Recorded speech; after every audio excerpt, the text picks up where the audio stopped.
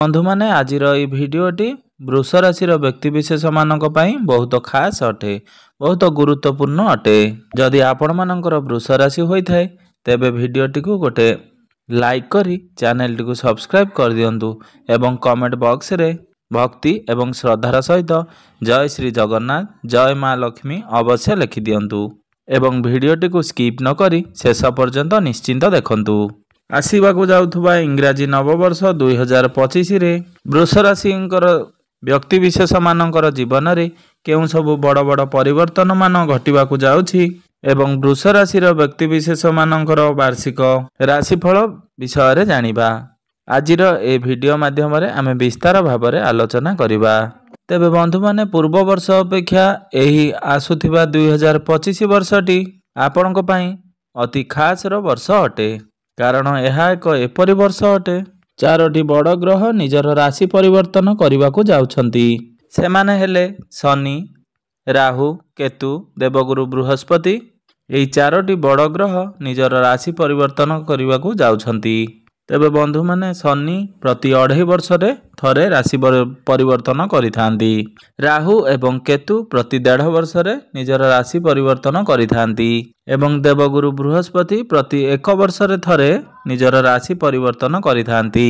मात्र एही 2025 वर्ष रे एपरि संजोग सृष्टि होछि जेउ वर्षटी रे 4 गोटी ग्रह राशि परिवर्तन करुछंती। तेबे बंधु माने एही वर्षटी आपण मानक पई किपरि रहिबो से विषय रे आसंतु आमे विस्तार भाव में आलोचना करिबा। तेबे बंधु माने आसंतु आरंभ करिबा आजिर एही कार्यक्रम को, जहाँकि जन्म राशि एवं चंद्र राशि उपरे संपूर्ण आधारित अटे। तेबे राशि चक्रर 12 गोटी राशि मध्यरु द्वितीय राशि हेउची वृष राशि एवं वृष राशि राशियाधिपति हेउचंदी शुक्रदेव। तेबे एही वर्षर आरंभ रे शुक्रदेव आपणकर 10म भाव में विराजमान अछंती। मंगल आपणकर 3य भाव में विराजमान अछंती। केतु आपणकर 5म भाव में विराजमान अछंती। बुध आपणकर 7म भाव में अछंती। सूर्य आपणकर 8म भाव में विराजमान अछंती।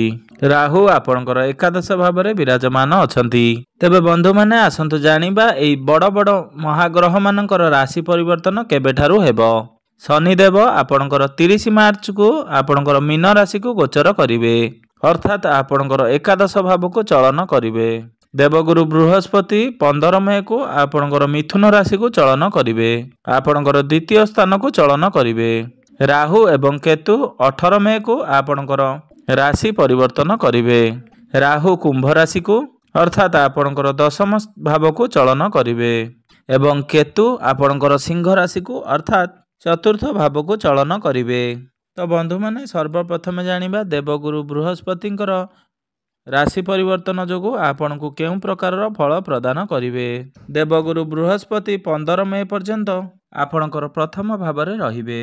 गुरु आपणकर प्रथम भाव में रही आपणकर 5म भाव एवं 7म भाव 9म भाव को दृष्टिगोचर करिवे। तो आपण जदि अनमैरिड अछंती बा आपणकर विवाह योग्य हो जाइछंती तो 15 मई पूर्वर आपणक घर को भल भल प्रस्ताव मान आसीबार जोग बनुअछि। आपणकर घरे आपणकर विवाह को नहीं आलोचना करि पारंती, कारण गुरुंकर शुभ दृष्टि आपणकर 7म भाव उपर को रहुअछि, जहा फल रे आपणकर विवाह स्थिर होई पारे।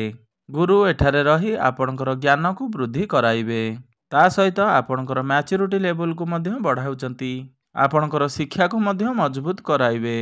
आपणकर कम्युनिकेशन स्किल को मध्य बेटर बनाइले। आपणकर प्रथम भाव में अवस्थित देवगुरु बृहस्पतिंकर आपणकर विवाह स्थिर कराइबो एवं जेउ व्यक्ति मानकर संतान संतति नथिला सेमाने सर्वदा चिंताग्रस्त होई रहुथिले तो 15 मई पूर्वरु आपणकर संतान संतति को नहीं किछि प्लानिंग मध्य करि परिबे। समय आपणक पई बहुत शुभ रहिछि। एही वर्ष आपणको संतान सुख निश्चिंत प्राप्ति हेबो, कारण गुरुंकर 5म दृष्टि आपणकर 5म भाव उपर को रहुअछि एवं 5म भावटी होइथाय आपणकर संतान संततिर भाव, आपणकर शिक्षार क्षेत्र एवं आपणकर प्रेम जीवनर भाव। 15 मई पूर्वर आपणकर शिक्षा क्षेत्र में आपण बहुत अधिक उन्नति लाभ करिवे।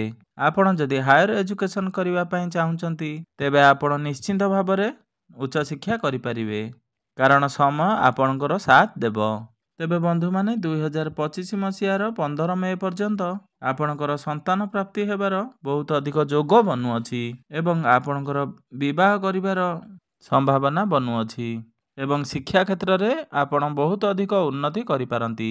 ଆପଣଙ୍କର ଭାଗ୍ୟର ମଧ୍ୟ ସାଥ ମିଳିବ।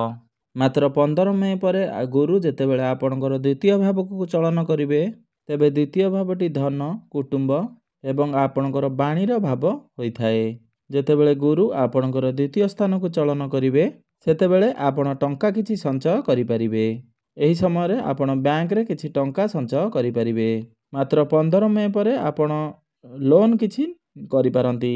ଆପଣ ଘରକୁ ନେଇକି ହେଉ କିମ୍ବା ଗାଡ଼ିକି ନେଇକି ହେଉ, ଆପଣ କିଛି ନା କିଛି ଧାର ନେଇପାରନ୍ତି। ଗୁରୁ ଆପଣଙ୍କର ଅଷ୍ଟମ ଏବଂ ଏକାଦଶ ଭାବର ଅଧିପତି ହୋଇ ଆପଣଙ୍କର ଦ୍ୱିତୀୟ ଭାବକୁ ଚଳନ କରିବେ। ତ ଆପଣଙ୍କୁ ଧ୍ୟାନ ରଖିବାର ଅଛି ଯେ ଆପଣ କାହାରି ସହିତ ଯୁକ୍ତିତର୍କ ବା କଳହ ଆଦି କରନ୍ତୁ ନାହିଁ। ଯେତେ ପାରିବେ ଆପଣ ଯୁକ୍ତିତର୍କ ଠାରୁ ଟିକେ ଦୂରେଇ ରହିବା ପାଇଁ ଚେଷ୍ଟା କରନ୍ତୁ। ଏହି ସମୟରେ ଆପଣ ଫ୍ୟାମିଲିକୁ ନେଇ କୌଣସି ପ୍ଲାନିଂ କରିପାରନ୍ତି। ଆପଣଙ୍କର ପରିବାରକୁ ନୂତନ ଅତିଥି ଆସିପାରନ୍ତି।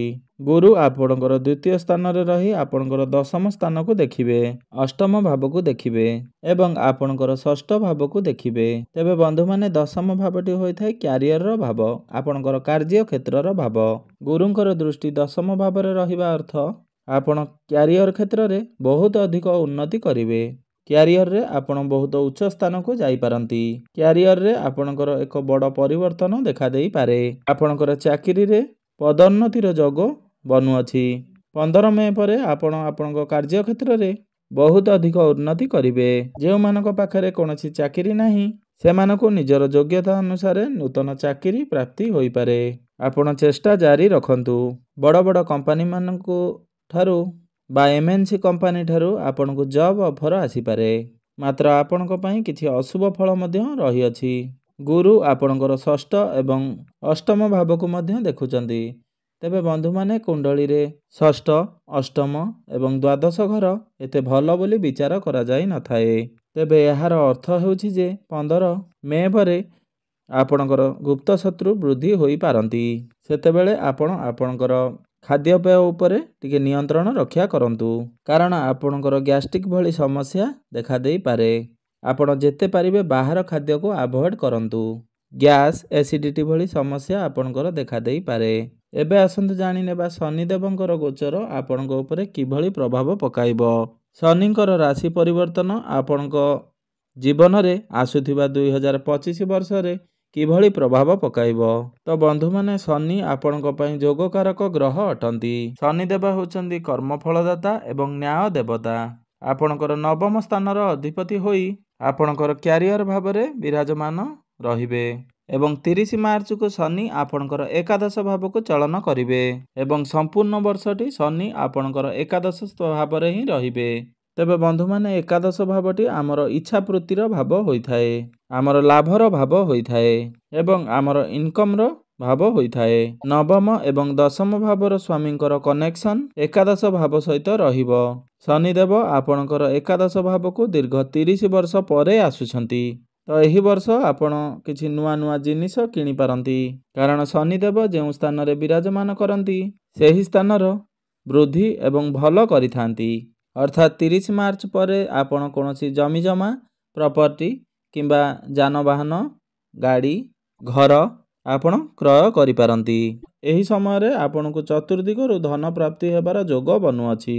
ଯେଉଁ ବ୍ୟକ୍ତି ବିଶେଷମାନଙ୍କର କନଷ୍ଟ୍ରକ୍ସନର କାମ ରହୁଛି ବା ମ୍ୟାନୁଫ୍ୟାକ୍ଚରିଂର କାମ ରହିଛି କିମ୍ବା ଆପଣଙ୍କର କୌଣସି ଫ୍ୟାକ୍ଟ୍ରି ଅଛି, ଶନି ଆପଣଙ୍କର ଏକାଦଶ ଭାବରେ ରହି ଏହିସବୁ କ୍ଷେତ୍ରରେ ଆପଣଙ୍କର ଲାଭ ପ୍ରଦାନ କରିବେ, କାରଣ ଶନିଦେବ ଆପଣଙ୍କର ଏକାଦଶ ସ୍ଥାନରେ ବିରାଜମାନ ରହିଛନ୍ତି। ଏହି ବର୍ଷ ଆପଣଙ୍କର ମନ ଇଚ୍ଛା ପୂରଣ ହେବ। ଆପଣଙ୍କର ଆକସ୍ମିକ ଧନ ପ୍ରାପ୍ତି ହେବାର ଯୋଗ ମଧ୍ୟ ବନୁଅଛି। ଏହି ସମୟରେ ଆପଣ ଆପଣଙ୍କର ଇନକମ୍କୁ ବଢ଼ାଇବା ପାଇଁ ଏବଂ ଆପଣଙ୍କର ଆର୍ଥିକ ସ୍ଥିତିକୁ ମଜବୁତ କରିବା ପାଇଁ ଆପଣ ବହୁତ ଚେଷ୍ଟା କରିବେ ଏବଂ ସେହି ଚେଷ୍ଟାରେ ଆପଣଙ୍କୁ ନିଶ୍ଚିନ୍ତ ସଫଳତା ପ୍ରାପ୍ତି ହେବ।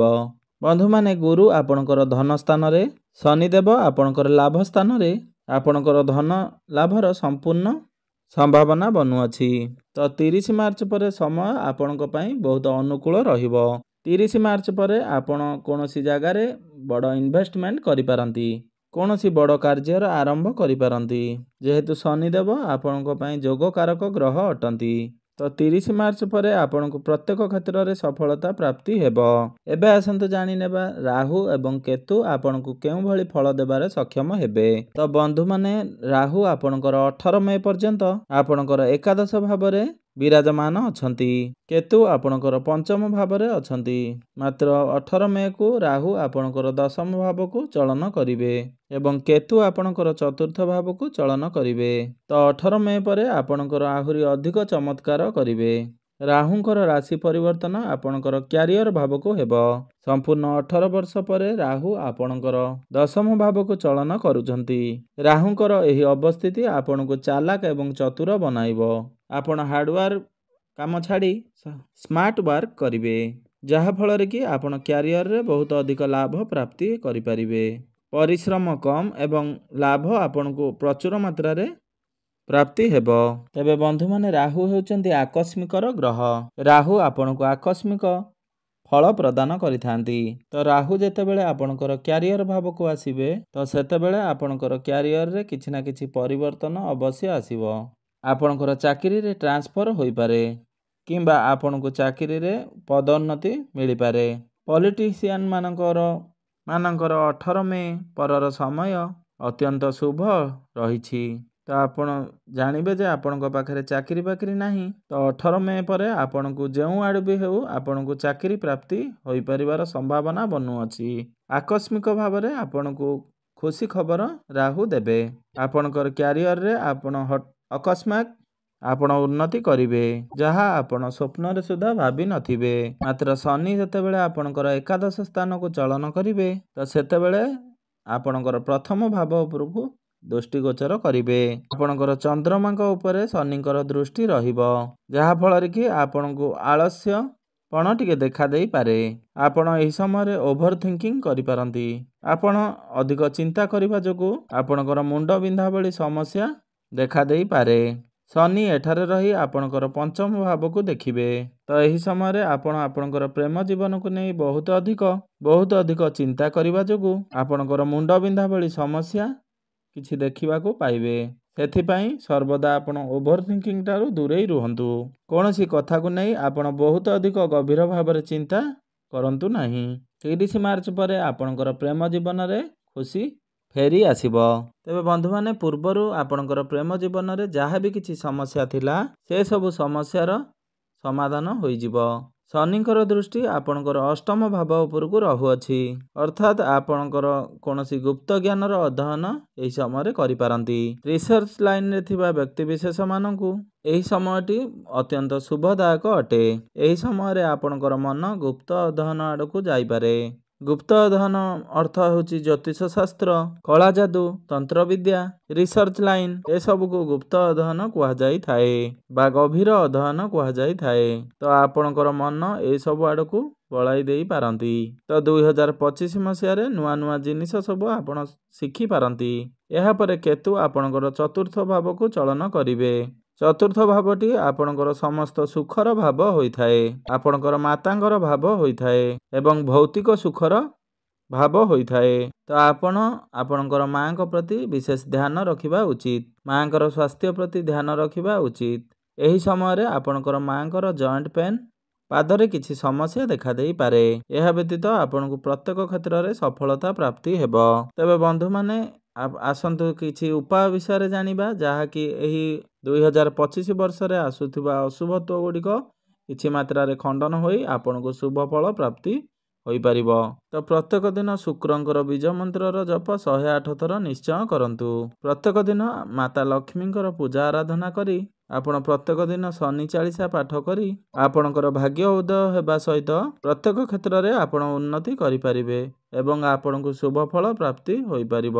ତେବେ ବନ୍ଧୁମାନେ, 2025 ମସିହାଟି ଆପଣମାନଙ୍କ ପାଇଁ ମଙ୍ଗଳମୟ ହେଉ, ଏହା ହିଁ ମୋର ଈଶ୍ୱରଙ୍କ ନିକଟରେ ଏତିକି ପ୍ରାର୍ଥନା।